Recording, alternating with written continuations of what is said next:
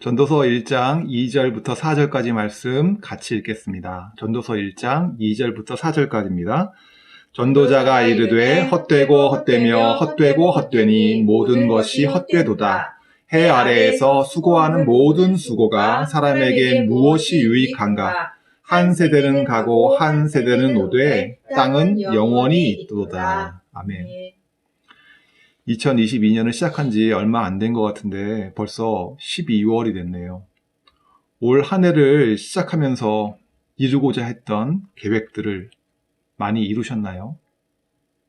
1월을 의욕을 가지고 시작했다면 12월은 한 해를 결산하고 정리하고 반성하면서 다시 계획을 세우는 달인 것 같습니다.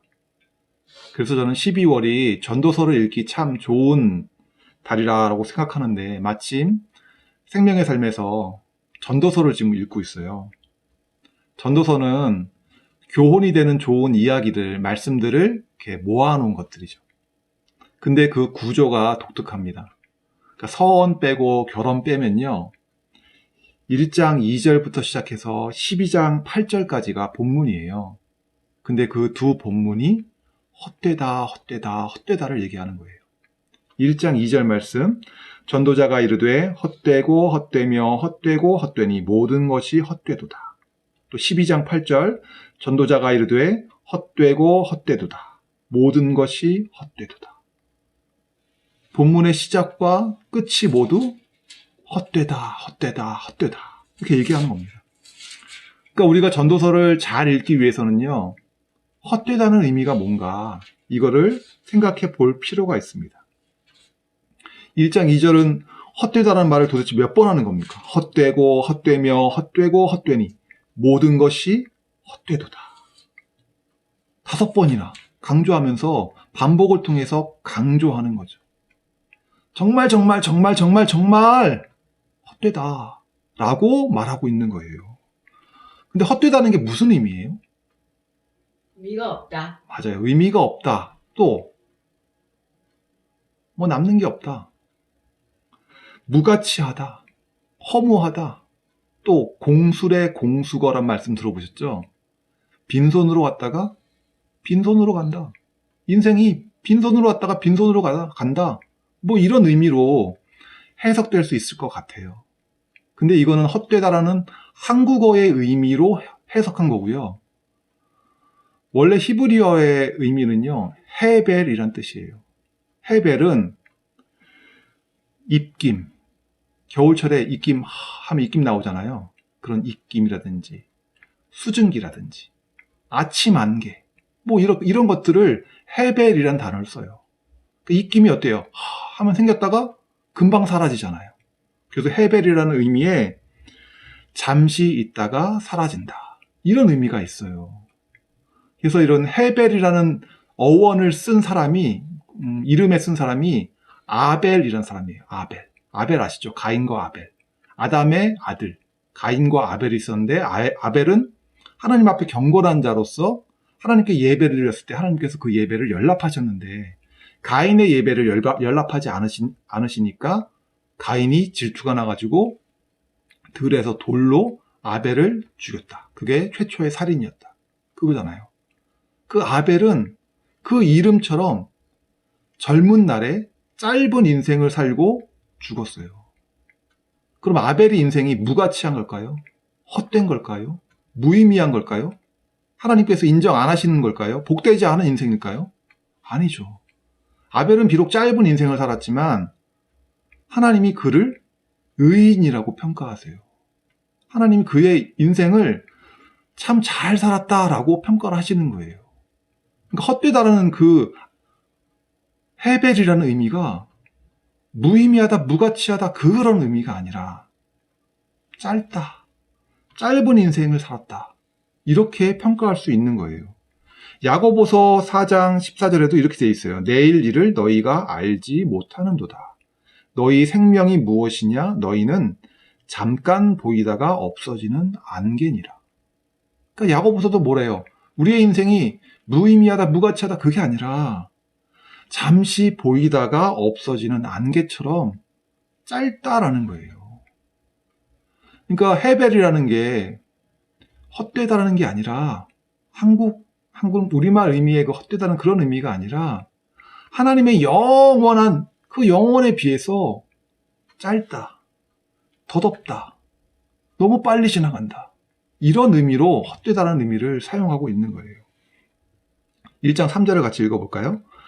해 아래에서 수고하는 모든 수고가 사람에게 무엇이 유익한가?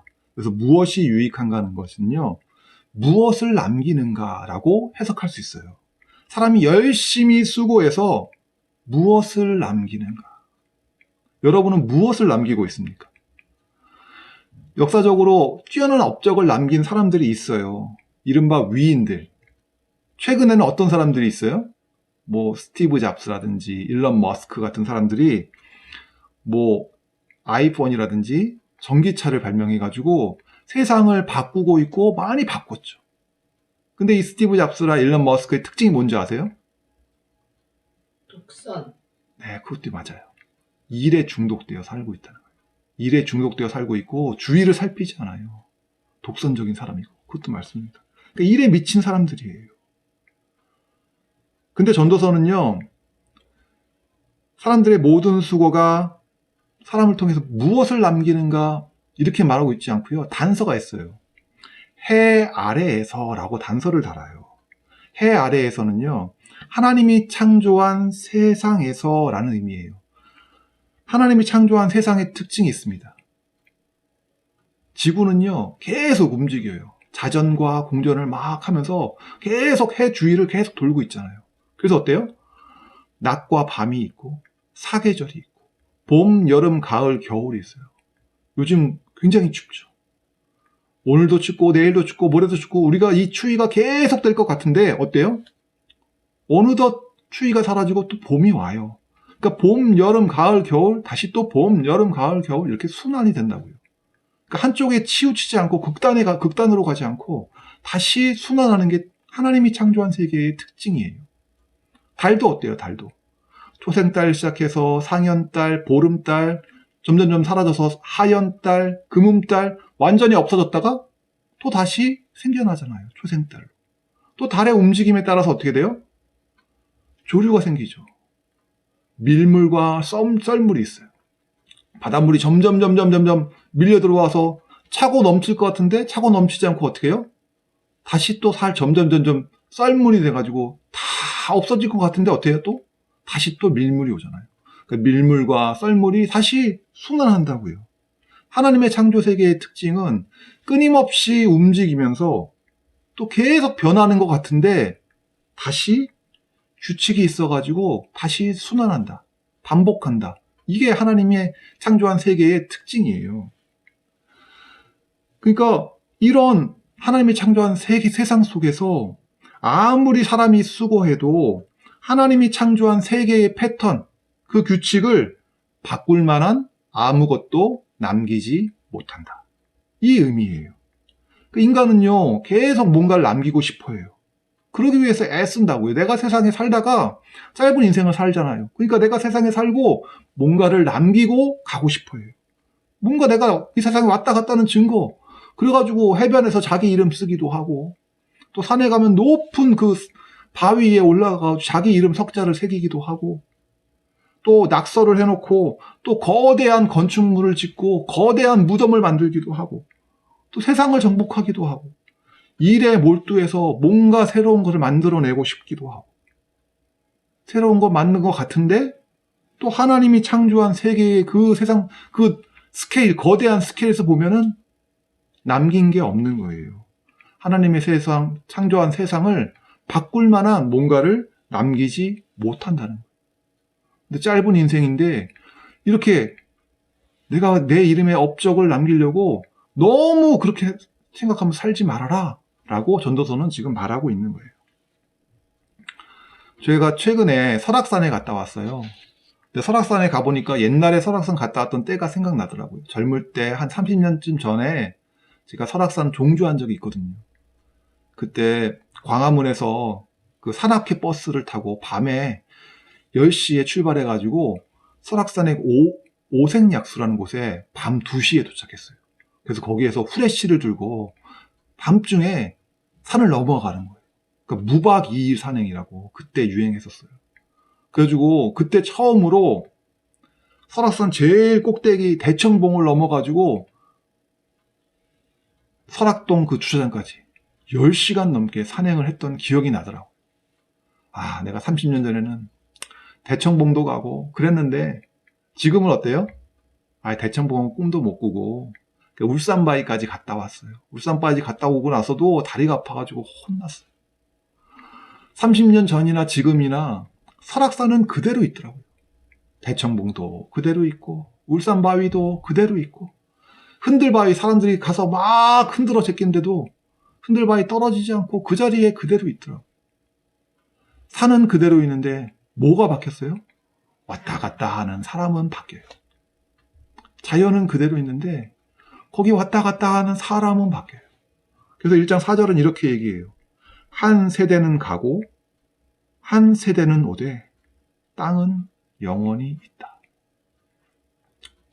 참 세월이 참 빠른 것 같습니다.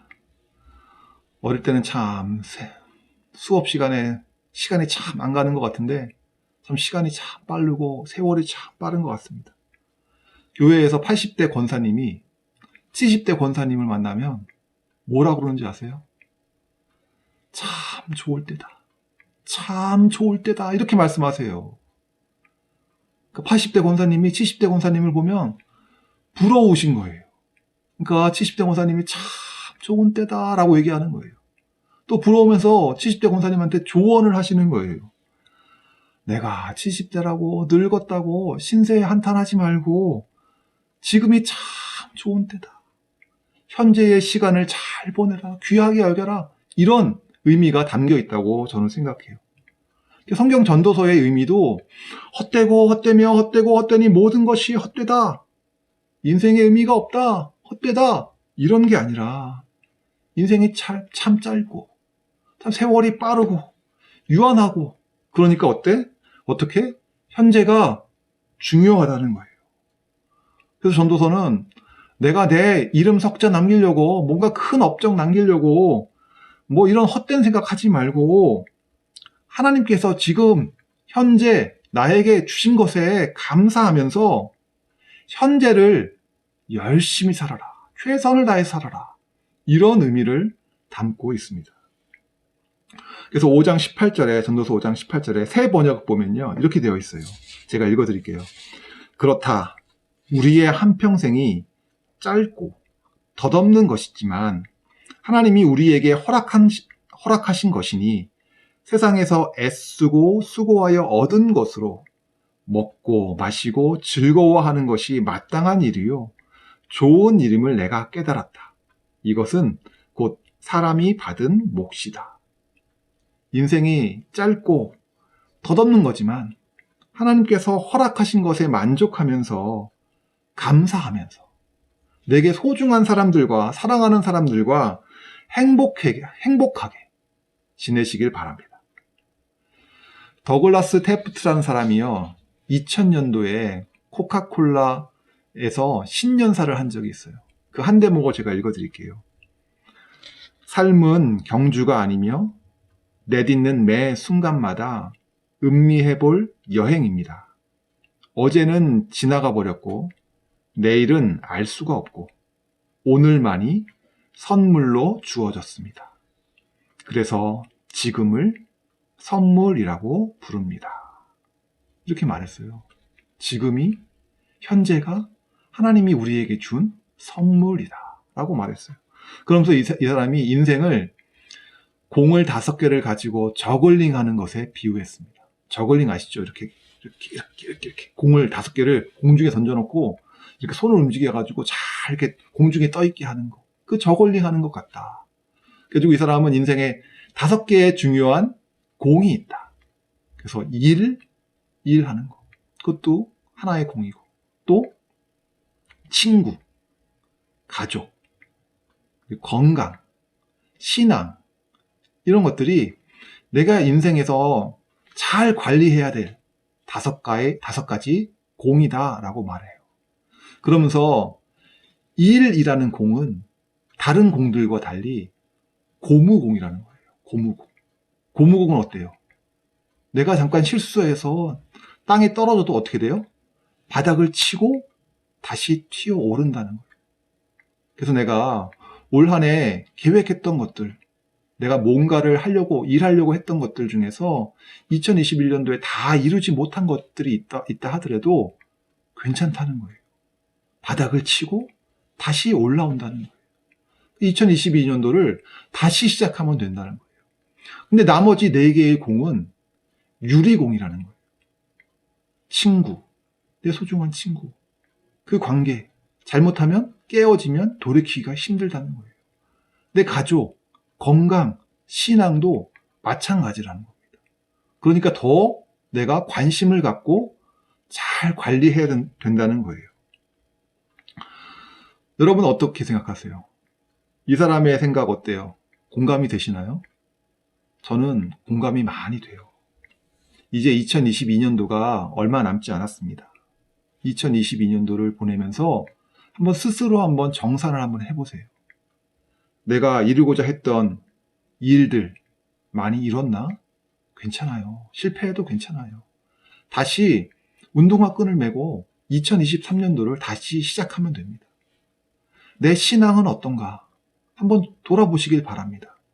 말씀과 기도로 내 신앙이 나이만 먹는 게 아니라 점점 내 신앙 인격도 점점 성숙해 가고 있는지 한번 자신을 한번 돌아보시길 바랍니다.